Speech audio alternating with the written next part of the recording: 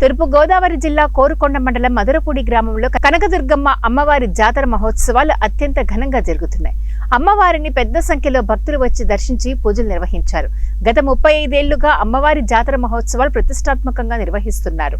అమ్మవారిని స్థానిక ఎమ్మెల్యే బత్తుల బలరామకృష్ణ, వెంకటలక్ష్మి దంపతులు దర్శించి పూజలు చేశారు. అడిషనల్ ఎస్పీ మొగలి వెంకటేశ్వరరావు అమ్మవారిని దర్శించారు. ఈ సందర్భంగా ఆలయ కమిటీ ఘనంగా సత్కరించింది.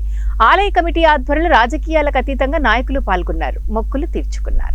ఈ యొక్క అమ్మలగమ్మ ముద్దుపుటమ్మ మూలపుటమ్మ అయినటువంటి అమ్మవారు మహాకాళి, మహాలక్ష్మి, మహాసరస్వతి అయినటువంటి ఏకైక మూర్తి, గ్రామదేవత, దుర్గమ్మ తల్లి జాతర గ్రామస్తులందరూ కూడా అంగరంగ వైభవంగా జరిపించుకుంటూ వారి మొక్కులు కూడా చెల్లించుకోవడం జరుగుతుంది.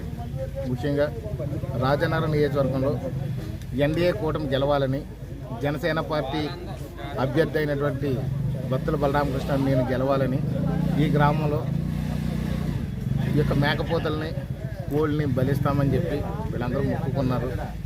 ఆ మొక్కుకున్నటువంటి దానికి ప్రజలు ఆశీర్వదించి రాజనగరం నియోజకవర్గంలో ఎప్పుడూ లేని మెజారిటీ ఇచ్చి నన్ను శాసనసభకు పంపించారు. దానికి వీళ్ళు దాని ప్రకారం చూసి ఈ మొక్కు చెల్లించుకుని ఈరోజు ఏదైతే ఉందో ఇక్కడ అంతవరకు కూడా భోజనాలు పెట్టుకుని సంతోషం